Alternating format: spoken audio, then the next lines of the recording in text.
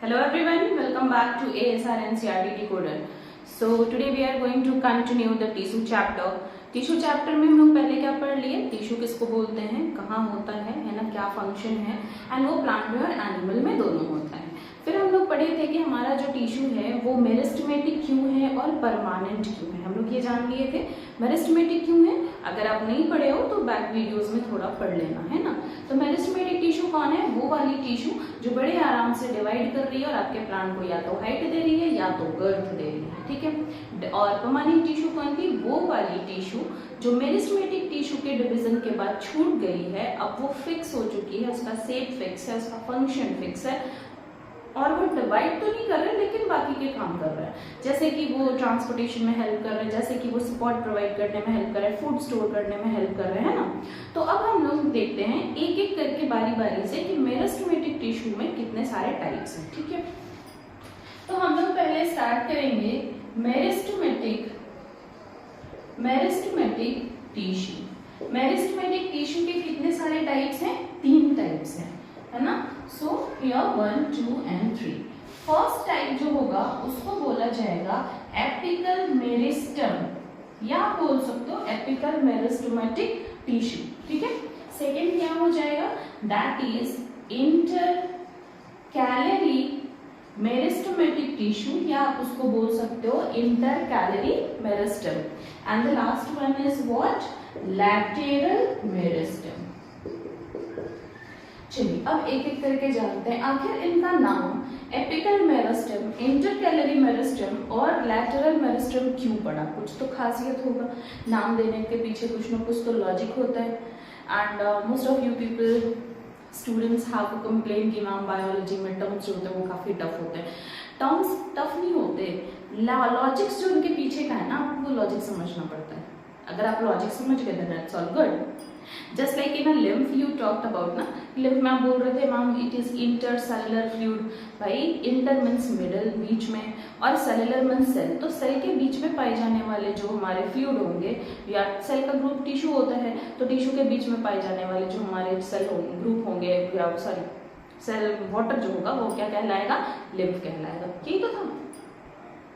पूरी चीजें बेस्ट होती हैं आपके लॉजिक पे, तो जब आप उसके पीछे का रीजन समझ लोगे तो आप जान जाओगे कि वो उसका नाम ऐसा क्यों है, ठीक है। तो चलिए अब हम लोग रीजन जानेंगे इसका नाम एपिकल क्यों है। तो देखिए बात ये है कि अगर हम सिर्फ ये हमारा प्लांट है, ऐसे प्लांट है, इसका सिर्फ एक पोर्शन हम लोग कट करके देखते हैं, है ना। तो दिस इज अ टिप, ऐसा है हमारा tip, this is a tip, ठीक है। एपेक्स मतलब क्या होता है, एपेक्स मतलब क्या होगा, टॉप। तो टॉप हमारे प्लांट में कहाँ कहाँ पे पाए जाएंगे, तो टॉप जो है वो शूट का भी टॉप होगा और रूट का भी टॉप होगा। मतलब हमारे प्लांट का जो सबसे ऊंचा वाला नुकीला पार्ट होगा शूट का, वो हो गया एपिकल मेरिस्टम, ठीक है। और जो रूट एकदम डीप जा रहा है, सबसे लास्ट वाला वो सेल जिसके बाद आगे जाके आप सॉइल है, कुछ भी नहीं, ऐसे जाए जा रहे आप ऐसे समझो कि आप टनल में एंटर कर रहे हो, ठीक है। आप टनल में जाए जा रहे एकदम लास्ट जहाँ पे वो एंड करता है, तो that is what, that is the tip, that is the apex, है ना। तो apex of root and apex of shoot पे क्या पाया जाएगा, एपिकल मेरिस्टेमेटिक टिश्यू। ये तो हम लोग पिछले वीडियो में पढ़ लिए थे, डिवाइड करेंगे। और अगर ये डिवाइड भी करते हैं भाई, यहाँ है ये डिवाइड होके 2 बनेंगे, डिवाइड होके 2 बनेंगे, तो ये क्या दे रहे हैं आपको, लेंथ ही तो दे रहे हैं। तो क्या हो जाएगा, एपिकल मेरिस्टेमेटिक जो है ये क्या प्रोवाइड करते हैं, लेंथ। और ये कहाँ प्रेजेंट होते हैं, apex of root and shoot. नहीं इजी है ना, आगे बात समझ में। तो अच्छा ये देखो होता क्या है कि जब भी आप ये चना का खेत, अगर आप गांव से बिलोंग करते हो तो आप जानते होंगे कि जब हम चना लगाते हैं तो चने के खेत में फिर थोड़े थोड़े छोटे छोटे पौधे आते हैं, फिर हम उसका जो टिप होता है, सबसे फर्स्ट वाला जो ब्रांच होता है टॉप पे, उसको हम नोच लेते हैं, मतलब तोड़ लेते हैं, है ना। जब ऐसे वो उसको क्या बोलते हैं, एक ऑब्जेक्ट आता है, हसूली ऐसा करके कुछ बोलते हैं, छोटा सा, ये ऑफ कोर्स हसूली। तो उससे फिर हम उसको काट करके अलग कर लेते हैं, दैट इज कि सरसों का साग हम लोग जो खाते हो, है ना।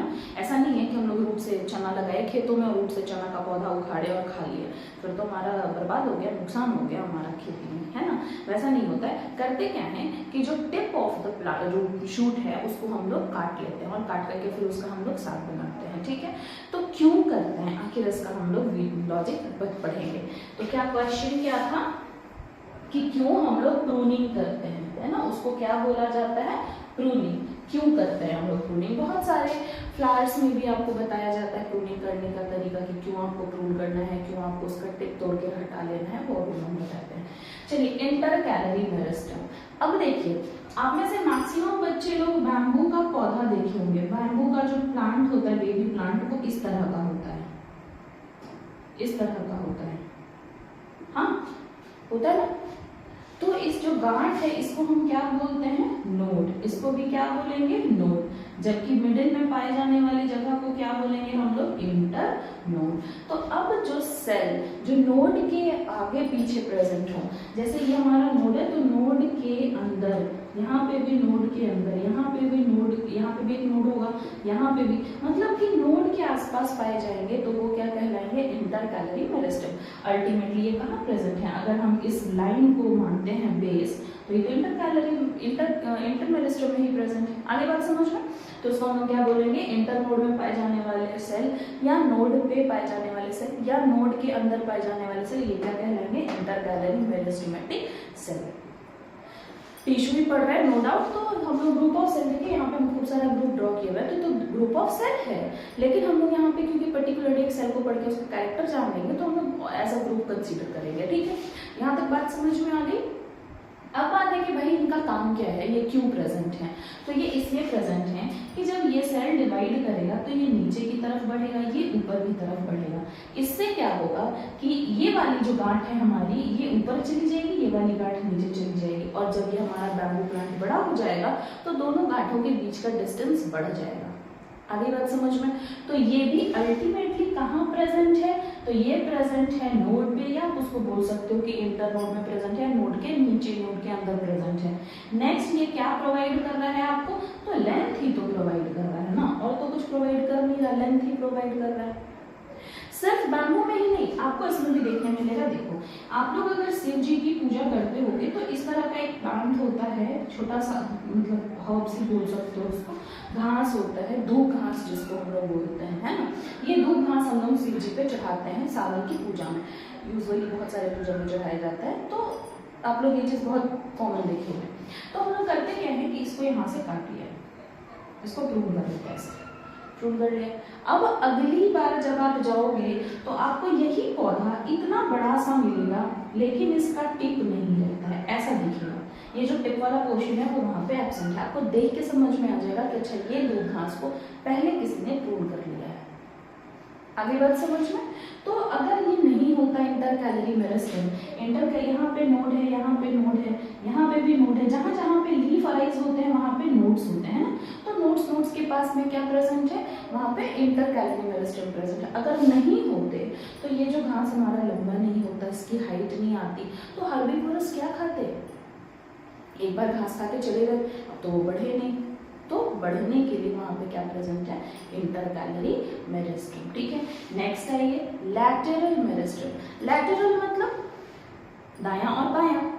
तो वो सेल जो प्रेजेंट होगा दाएं साइड में और बाएं साइड में, उसको हम क्या बोलेंगे, लैटरल मेरिस्टेम। देखिए, तो होता क्या है कि वो सेल जो प्रेजेंट होते हैं लैटरली, उनको क्या बोला जाता है, लैटरल मेरिस्टेम। अब अगर बात की जाए इनके डिवीजन का, ये डिवाइड करेंगे ऐसे और डिवाइड करेंगे ऐसे, तो होगा क्या इनके डिवीजन से कि पौधे की चौड़ाई जो है वो बढ़ने लगेगी, मतलब पौधा हमारा मोटा होने लगेगा। तो ये कहाँ प्रेजेंट होना चाहिए, लीफ को तो मोटा होना नहीं है, स्टेम के पास, यूजुअली रूट पे भी होगा ना भाई। रूट भी तो हमारा, जब हमारा प्लांट मैच्योर हो जाता है, ओल्ड बूढ़ा हो जाता है, तो उसके भी रूट जो होते हैं वो बहुत मोटे मोटे से टूटा जाते हैं, या फिर स्टेम काफी मोटा जाता है, ब्रांचेस मोटे हो जाते हैं। तो कैसे मोटे हो गए, with the presence of this lateral meristem. Clear है बात। तो अब लैटरल मेरिस्टेम ये कहाँ पे प्रेजेंट होगा, lateral meristem right and left side में प्रेजेंट होगा, राइट एंड लेफ्ट साइड में। और दूसरी बात, ये क्या देगा, ये गर्थ प्रोवाइड करेगा, जिसको हम लोग ब्रेथ भी बोल सकते हो, थिकनेस भी बोल सकते हो, बट यूजुअली ये कौन सा वर्ड यूज किया जाता है, गर्थ। गर्थ मतलब चौड़ाई। तो ये हमारे पौधे को चौड़ाई दे रहा है। तो ये तो अभी डिवाइड कर रहे थे भाई, ये डिवाइड करके हाइट दे रहा है, ये भी डिवाइड करके हाइट दे रहा है, ये डिवाइड करके हमको क्या कर रहा है, चौड़ा कर रहा है हमारे प्लांट को। लेकिन अगर बात किया जाए कि ये सेल तो अब टिप पे तो ये सेल हो गया, अब ये डिवाइड करेगा, इन सेल का क्या होगा, अब तो ये डिवाइड नहीं करेंगे, वो तो टिप पे है ही नहीं। आगे बात समझ में, या यहाँ पे जो सेल प्रेजेंट होंगे, ये बीच में जो सेल प्रेजेंट होंगे, ना ये राइट साइड में है ना ये लेफ्ट साइड में है, ये भी तो लैटरल मेरिस्टम नहीं है, इंटरकैलरी मेरिस्टम भी नहीं है, एपिकल मेरिस्टम भी नहीं है। तो ये क्या है, यही सारे जो है ना, यही आपके क्या बन जाएंगे, परमानेंट टिश्यू। ठीक है, मतलब ये सेल जो है वो डिवाइड करके ऊपर जाते गया, जो सेल पीछे छूटते चले गए वो सब अपने शेप को, अपने फंक्शन को फिक्स कर लेंगे और क्या बन जाएंगे, परमानेंट टिश्यू। आगे बात समझ में। अब देखिए प्रूनिंग किसको बोलते हैं, प्रूनिंग किसको बोलते हैं। अच्छा ठीक है, तो actually I am having some urgent work, तो I will discuss it later. Thank you.